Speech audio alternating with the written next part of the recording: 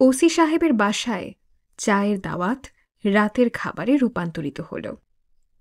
পোলাও কোরমার সমারোহ, প্রকাণ্ড কাতল মাছের মাথা বিশাল একটা থালায় সাজিয়ে শওকত সাহেবের সামনে ধরা হল।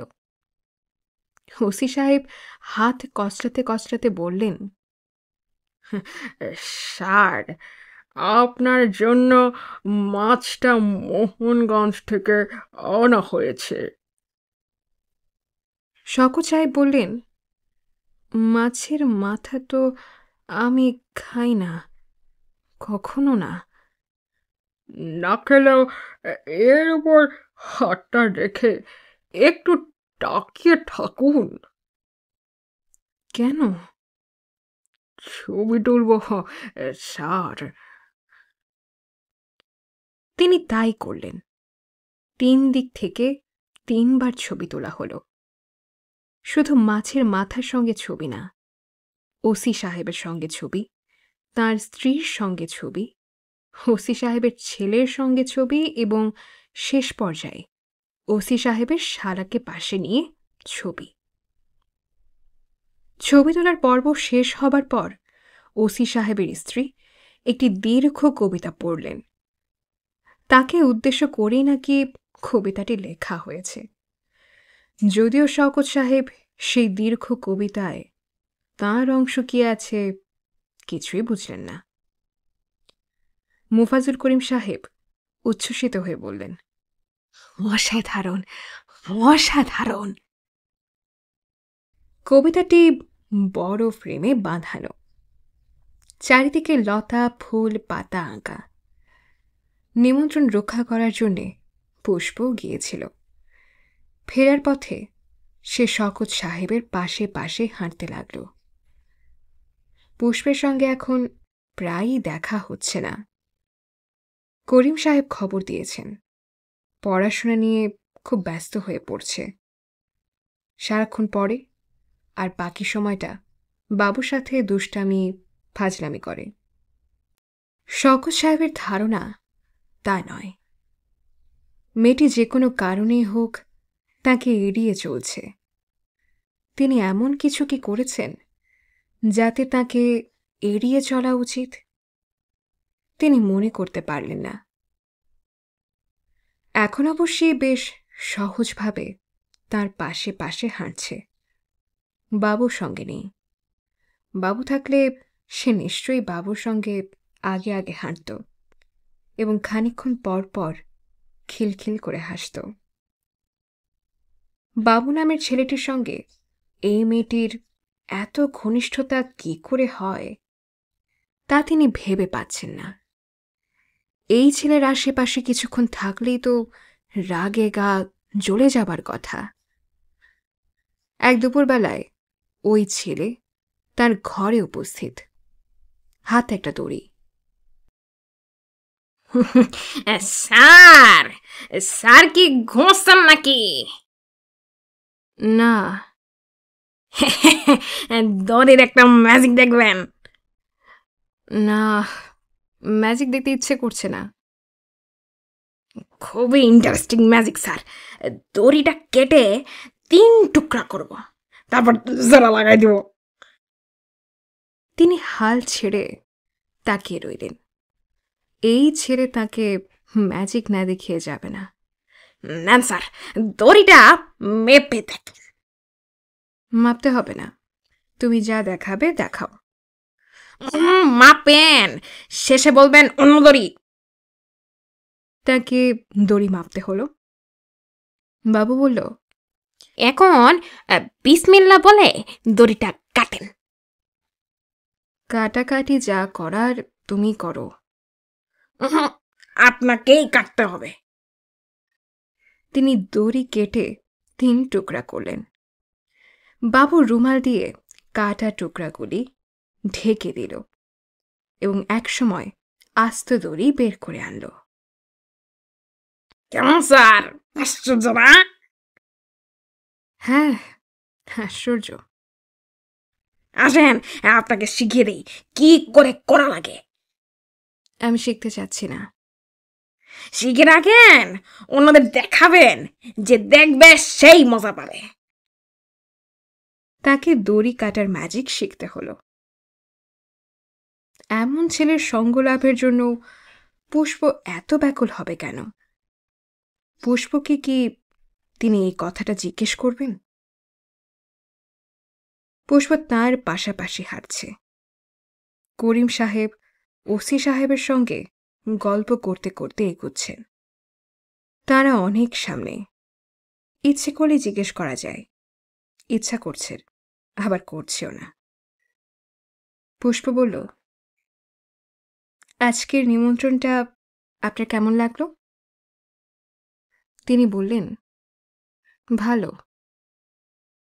পুষ্প বলল, আমি সারাক্ষণ আপনাকে লক্ষ্য করছিলাম। আপনি অসম্ভব বিরক্ত হচ্ছিলেন, অথচ হাসি মুখে বসেছিলেন। আপনি তো অভিনয়ও খুব ভালো জানেন।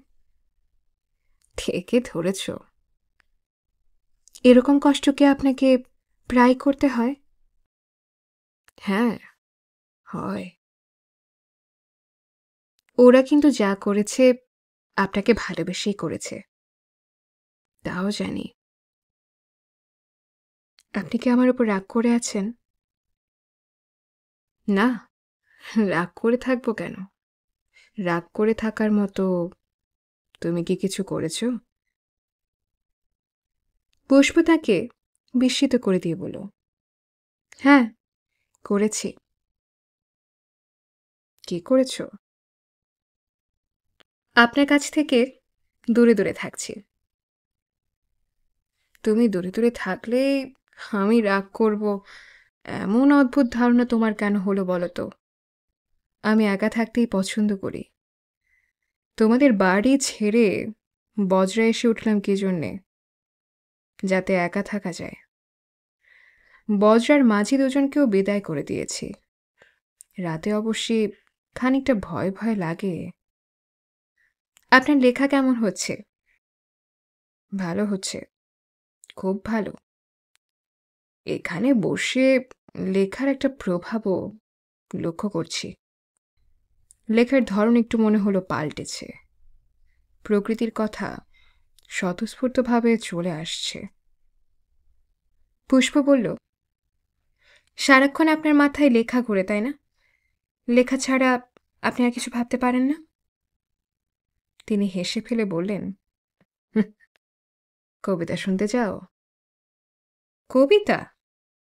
হ্যাঁ, কবিতা। আমি আবৃত্তি ভালো করতে পারি না। আমার উচ্চারণও খারাপ।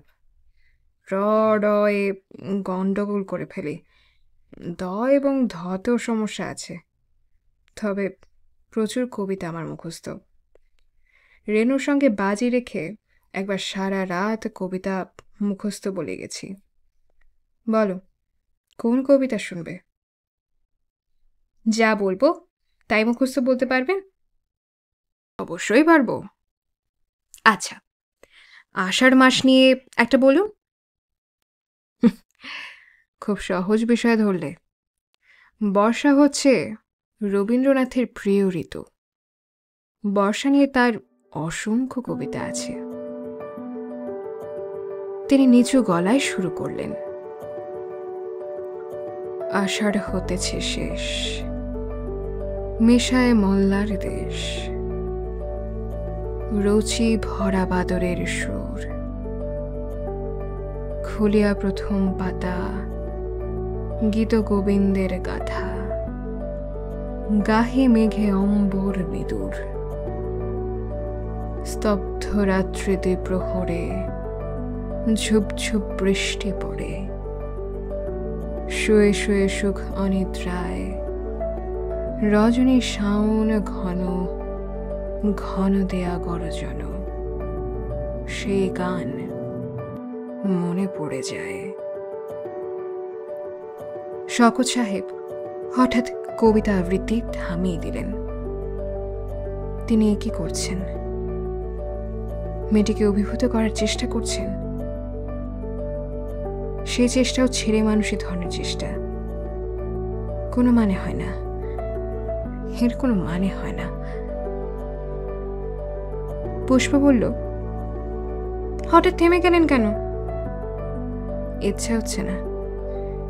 আকাশে মেঘ নেই, বর্ষা কবিতা এই কারণেই ভালো লাগছে না। তিনি সিগারেট ধরিয়ে হন হন করে এগিয়ে গেলেন।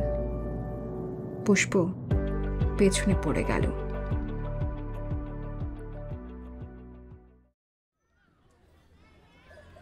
পরদিন গেলেন ময়নাতলা স্কুলে। জরাজীর্ণ স্কুল, দেখেই কান্না পায়। তিনি স্কুলে ঢোকা মাত্র একদল রোগা ভোগা ছেলে মিলিটারিদের মতো প্যারেড করতে করতে এলো। তাদের একজন দলপতি আছে, সে এসে স্যালুট করে হ্যান্ডশেকের জন্য হাত বাড়িয়ে দিল। খুবই বিব্রতকর অবস্থা। সম্বর্ধনা অনুষ্ঠানে মানপত্র পাঠ করলেন স্কুলের বাংলার শিক্ষক তারিণীবাবু। হে মান্যবর, হে জগতের আলো, হে বিদগ্ধ মহাজ্ঞানী, হে বাংলার হৃদয়, হে দেশমাতৃকার কৃতি সন্তান। চলতে লাগলো। চেয়ারে বসে দীর্ঘ সময় এই জিনিস শোনা কোনো সুস্থ মানুষের পক্ষে সম্ভব নয়, কিন্তু তিনি গলায় জুঁই ফুলের মালা নিয়ে চুপচাপ শুনছেন। অনুষ্ঠানে এক ছেলে কবিতা আবৃত্তি করল। রিন রিনে গলায় বলল, নিচু চোর লিখেছেন বিদ্রোহী কবি কাজী নজরুল ইসলাম। কিছু দূর আবৃত্তি করেই সে গন্ডগোল করে ফেলল। আবার শুরু করলো গন্ডগোল। আগের জায়গায় এসে আবারও গন্ডগোল। তারিণীবাবু ছেলেকে হাত ইশারায় ডাকলেন। সে কাছে এগিয়ে আসতেই প্রচণ্ড চড় কষিয়ে বললেন, কথা যা, পিছনে কানে ধরে বসে থাক। শওকত সাহেব খুবই মন খারাপ করে লক্ষ্য করলেন ছেলেটি সত্যি সত্যি সবার পেছনে কানে ধরে চুপচাপ বসে আছে। তিনি এই স্কুলে আসার কারণে বাচ্চা একটি ছেলে লজ্জিত ও অপমানিত হল। অনুষ্ঠান শেষে হেডমাস্টার সাহেব ঘোষণা করলেন, মহান অতিথির এই স্কুলে পদার্পণ উপলক্ষে আগামী বুধবার স্কুল বন্ধ থাকবে। আজ লিখতে খুব ভালো লাগছে। কলম চলছে দ্রুত গতিতে। আকাশ মেঘলা, অল্প অল্প বাতাস দিচ্ছে। সেই বাতাসে বজ্রা তুলছে। এই দুলনের সঙ্গে কোথায় যেন লেখার খানিকটা মিল আছে। ঘুঘু ডাকছে। ঘুঘু নামের এই বিচিত্র পাখি সকালে বা সন্ধ্যায় কেন ডাকে না? বেছে বেছে ক্লান্ত দুপুরে ডেকে দুপুরগুলিকে কেমন অন্যরকম করে দেয়। প্রকাণ্ড এক ছাতিম গাছের গুড়ির সঙ্গে নৌকা বাঁধা। বজ্রার জানলা থেকে ছাতিম গাছের ডালপালা এবং তার ফাঁক দিয়ে দূরের আকাশ দেখা যায়। শওকত সাহেব লেখা থামিয়ে ছাতিম গাছটার দিকে তাকিয়ে রইলেন। তার হঠাৎ মনে হল বৃক্ষরাজি সবসময় আকাশ স্পর্শ করতে চায়। তারা সারাক্ষণ তাকিয়ে থাকে আকাশের দিকে। মানুষ চায় মাটি এবং জলের কাছাকাছি থাকতে। তিনি খুব কম মানুষকেই আকাশের দিকে তাকিয়ে থাকতে দেখেছেন। স্যার, আপনার খাওয়া। বাবু টিফিন ক্যারিয়ার হাতে উঠে এসেছে। তিনি আকাশের কাছ থেকে দৃষ্টি ফিরিয়ে নিলেন। বাবু হাঁটুর উপর লুঙ্গি তুলে কালো গেঞ্জি গায়ে চলে এসেছে। কি করছে ছবি। আজ স্যার গোমাংস। বৃষ্টি বাদলার দিন তো, খাইয়া আরাম পাবেন। ধুম বৃষ্টি হইব। আসমানের অবস্থা দেখেন। তুমি টিফিন ক্যারিয়ার রেখে যাও, আমি খেয়ে নেব। উপস্থিত থাইকা আপনারা খাওয়াইতে বলছে। কে বলেছে? পুষ্প, পুষ্প ছাড়া আর কে? শেষ বাটির মধ্যে দই মিষ্টি আছে। তুমি খেয়েছো?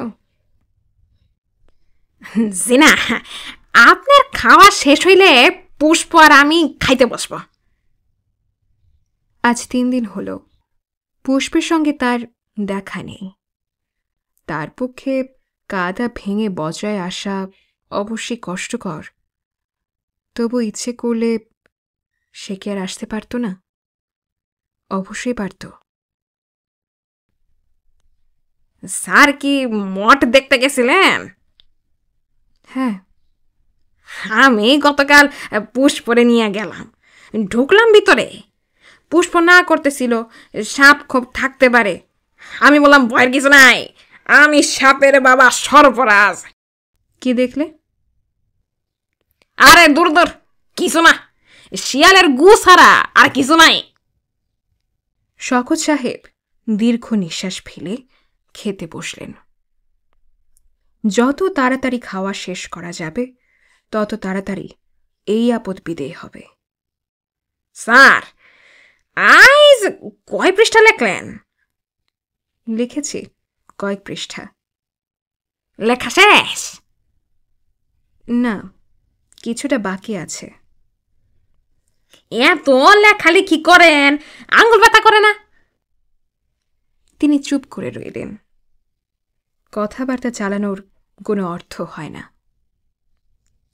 আমি স্যার পরীক্ষার হলে 3 ঘন্টা লেখি, তারপরে আঙ্গুলের যন্ত্রণায় অস্থির হই। আঙ্গুল যদি দাঁতের মতো বাঁধানোর ব্যবস্থা থাকতো তাহলে লেখকরা সব আঙ্গুল দিয়ে ফেলত। কেউ রূপা দিয়া, কেউ সোনা দিয়া। ঠিক বললাম না স্যার? হ্যাঁ, ঠিক। আপনি কি দিয়া বাঁধাইতেন, সোনা না রূপা? বাবু, জি? খাওয়ার সময় কথা বলতে আমার ভালো লাগে না। জানতাম না স্যার। কথা শুনতেও ভালো লাগে না। আর বলবো না স্যার। কি লেখলেন একটু পড়ে দেখি। না, লেখা শেষ না হওয়া পর্যন্ত আমি কাউকে পড়তে দিই না। বাবু দীর্ঘ নিঃশ্বাস ফেলে বলল, পড়লেও কিছু বুঝবো না। স্যার, আপনি লাবু বুলু পড়ছেন? এটা হিট বই, চোখের পানি রাখা মুশকিল। আমি যতবার পড়ি ততবার কাঁদি। শওকত সাহেব খাওয়া বন্ধ করে উঠে পড়লেন। খাওয়া হয়ে গেল?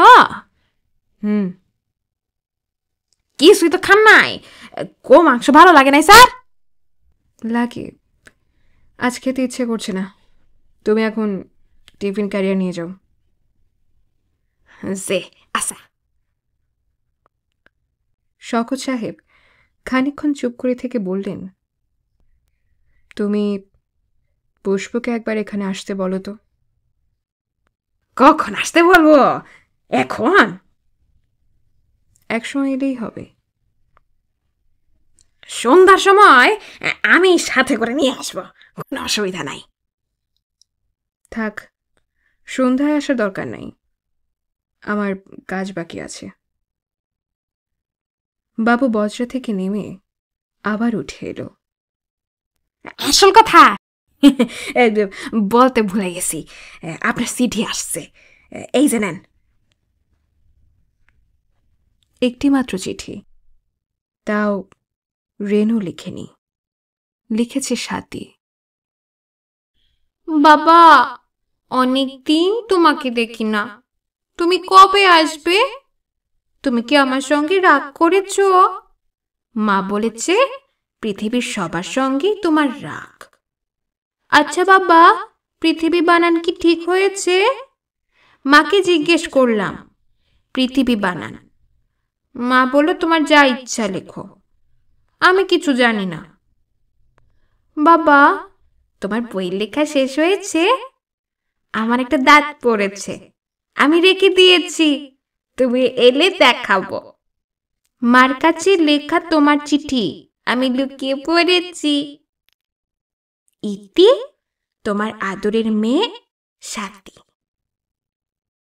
চিঠিতে কিছুই নেই, অথচ শওকত সাহেবের চোখে পানি এসে গেল।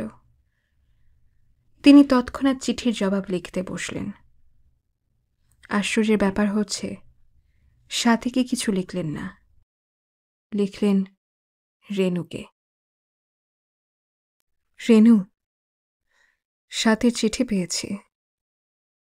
খামের উপর তোমার হাতের ঠিকানা দেখে ভাবলাম তোমার চিঠি। চিঠি লিখছ না কেন বলো তো? একসময় তুমি তোমার রাগ এবং অভিমানের কারণগুলি আমাকে বলতে। দীর্ঘদিন সেই সব বলা বন্ধ করেছ। কোথায় যেন সুর কেটে গেছে, নাকি সুর কখনোই ছিল না? আমরা ভেবে নিয়েছি সুর আছে।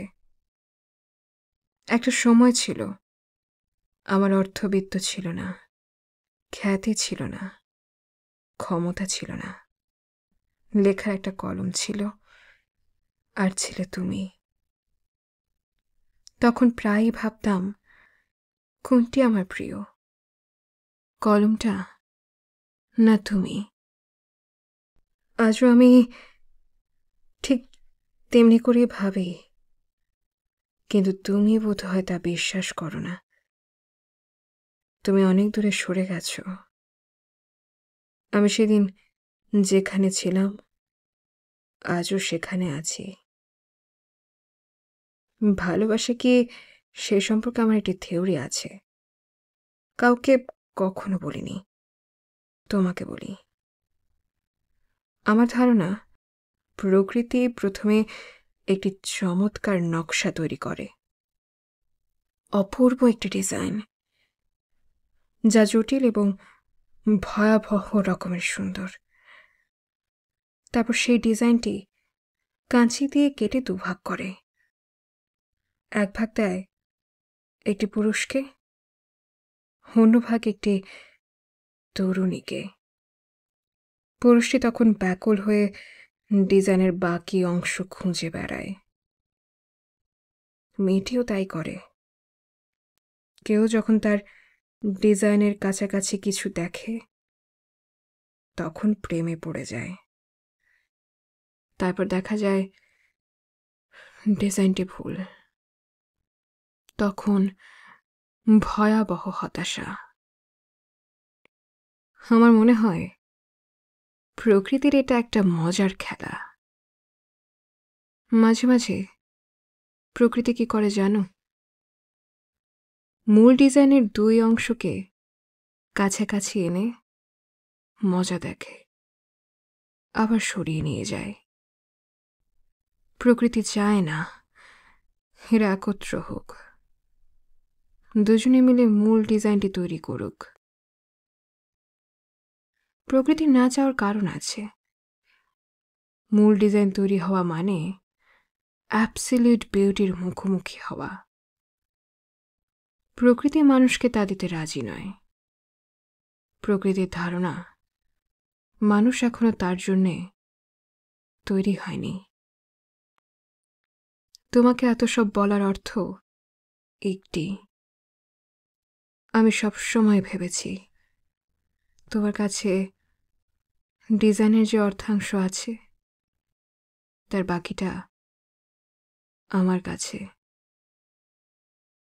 এই পর্যন্ত লিখে শওকত সাহেবের মনে হল তিনি মিথ্যা কথা লিখছেন। রেনুর কাছে মূল ডিজাইনের অর্ধাংশ নেই। রেনুর কাছে তিনি কখনো মিথ্যা বলেননি। আজ কেন বলবেন? স্যার, ও স্যার! শওকত সাহেব বের হয়ে এলেন। বাবু ছাতিম গাছের নিচে দাঁড়িয়ে আছে। তার হাতে কুকুরের বাচ্চার মতো একটা কি যেন দেখা যাচ্ছে। বাচ্চাটা কুঁই কুঁই করছে।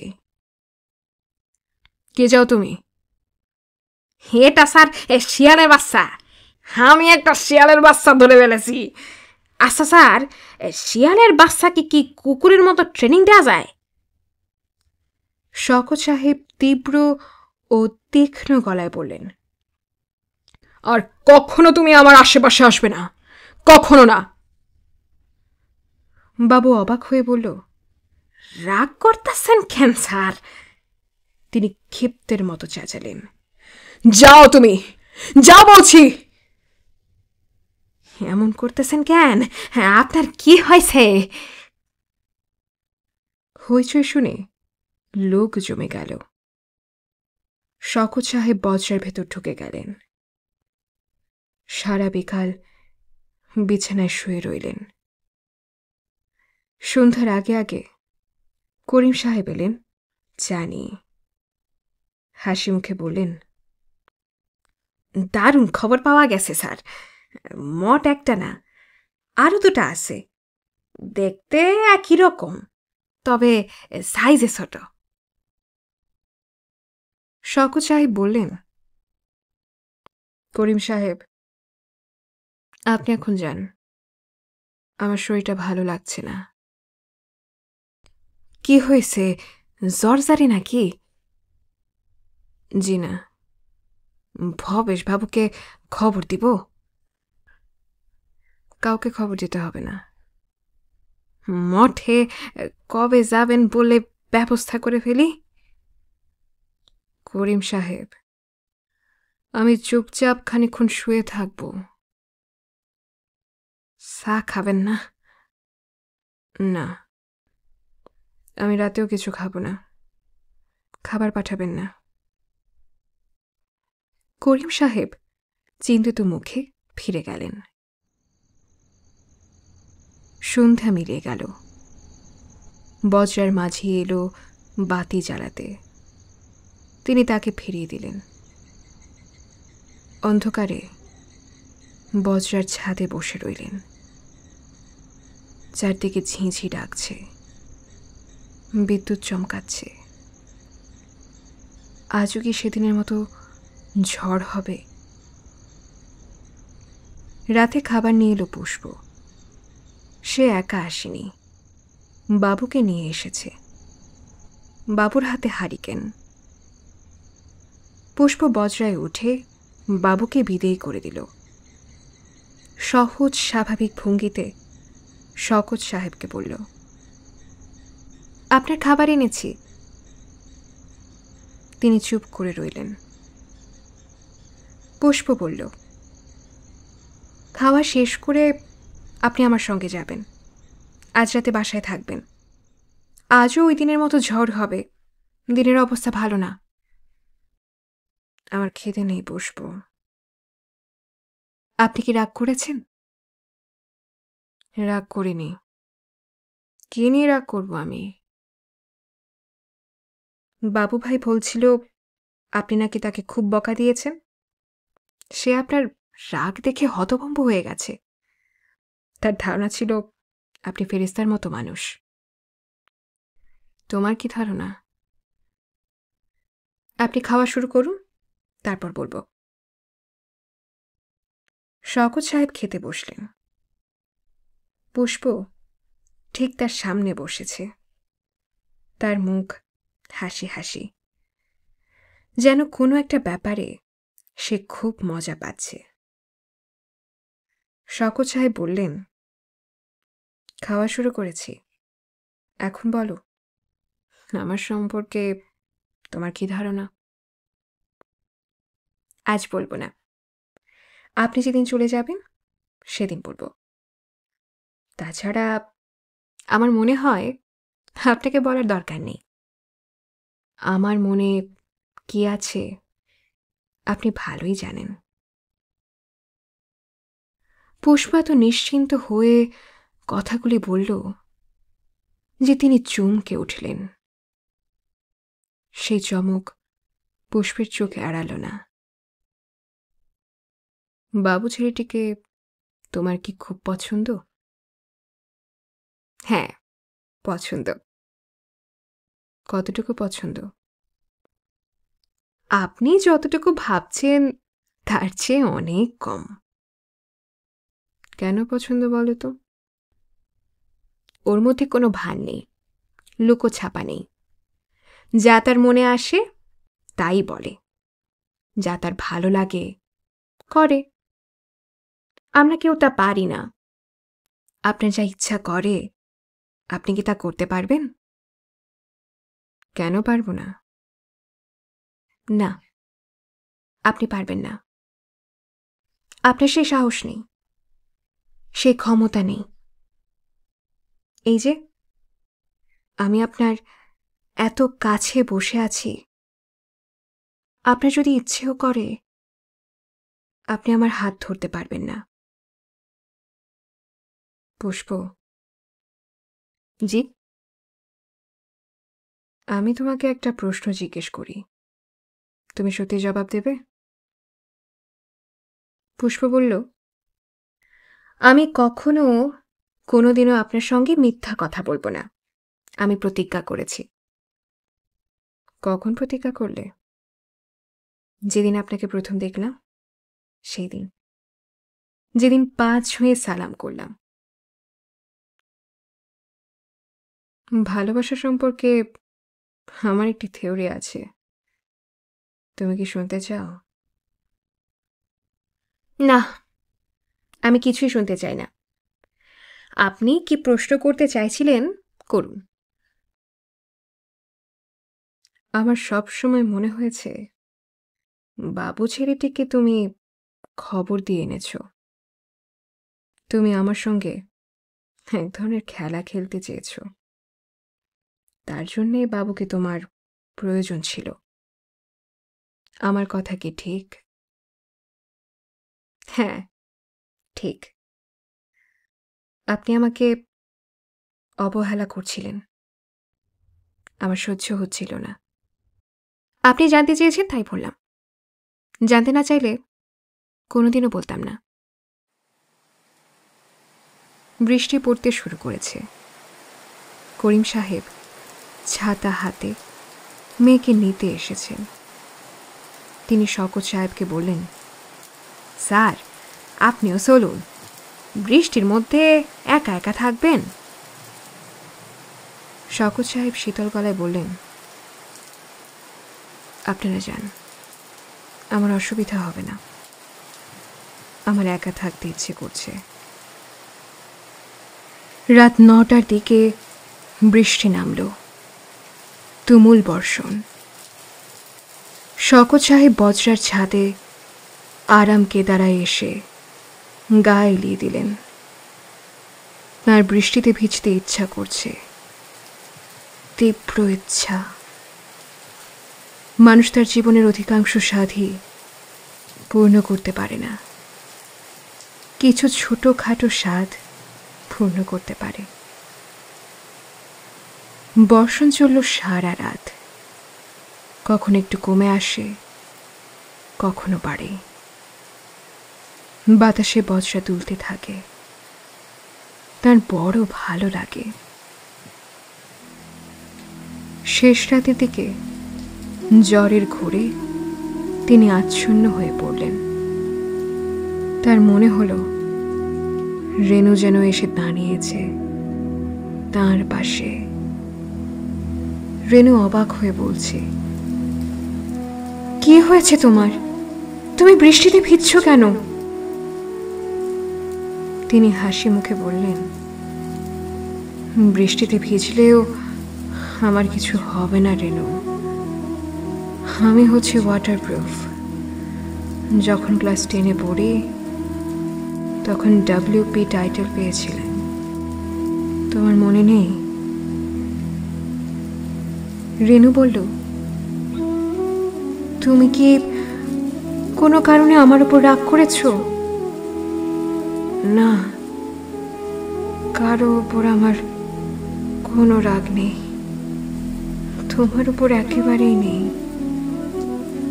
কেন নেই বলো তো? আমাদের ছোট মেয়েটি অসুস্থ হয়ে হাসপাতালে গেল, সেই সময়ের কথা কি তোমার মনে নেই রেণু? বেচারি দিনের পর দিন অসহ্য যন্ত্রণায় কি কষ্ট করল। আমি তাকে একদিনও দেখতে যাইনি, কারণ ও ওর রোগ যন্ত্রণা দেখা এবং দেখে সহ্য করার ক্ষমতা আমার ছিল না। ও তোমার কোলে মাথা রেখে ছটফট করছে। আমি ঘরে বসে লিখছি।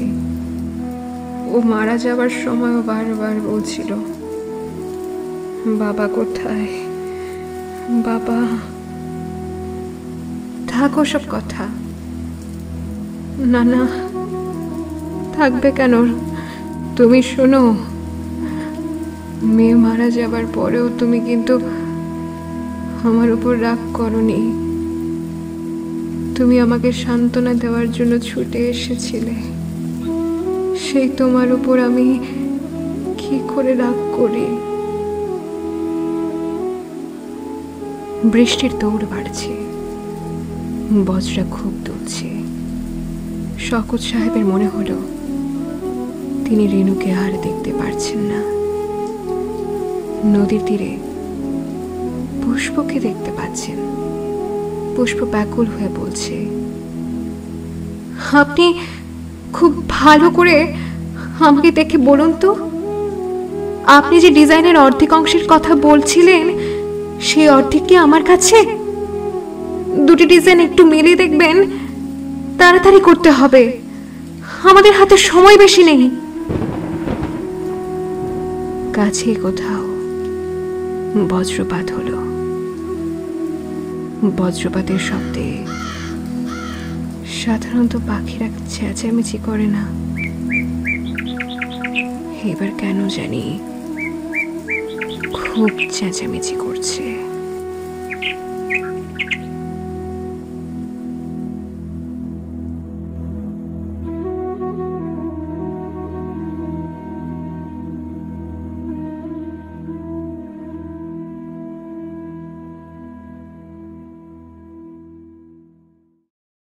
এই কাহিনীর সঙ্গে বাস্তব জীবনের কোনো মিল নেই। নীল অপরাজিতার মূল চরিত্রে আছেন একজন ঔপন্যাসিক। পাঠক পাঠিকারা যদি আমাকেই সেই ঔপন্যাসিক ভেবে বসেন, তাহলে আমার জন্যে খুব অস্বস্তির ব্যাপার হবে। হুমায়ুন আহমেদ, শহীদুল্লাহ হল, ঢাকা বিশ্ববিদ্যালয়।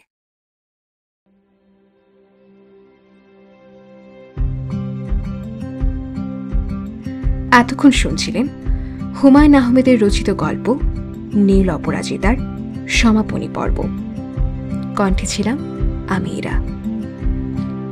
হুমায়ুন আহমেদ, জন্ম 13ই নভেম্বর 1948 সাল। বিখ্যাত এই কথা সাহিত্যিক ছিলেন একই সাথে ঔপন্যাসিক, ছোট গল্পকার, নাট্যকার এবং গীতিকার, চিত্রনাট্যকার ও চলচ্চিত্র নির্মাতা। নীল অপরাজিতা তার রচিত একটি বিখ্যাত সমকালীন উপন্যাস। মহান এই লেখক ওপারে পাড়ি জমান 19 জুলাই 2012 সালে। নীল অপরাজিতা বইটির প্রথম প্রকাশ 1991 সালের ফেব্রুয়ারি মাসে। প্রকাশক মাওলা ব্রাদার্স। আজ তবে আমার কথা ফুরলো। প্রিয় শ্রোতা, কমেন্ট সেকশনে জানাতে পারেন আপনার মূল্যবান মতামত। এছাড়াও জানাতে পারেন আপনার প্রিয় বইয়ের নাম। শ্রুতিপথিক চেষ্টা করবে সেই বইগুলোকেও অডিও বুক আকারে প্রকাশ করার। পরবর্তী অডিও বুক শোনার আমন্ত্রণ রইল। সেই পর্যন্ত সবাই ভালো থাকুন, সুস্থ থাকুন। বিদায়।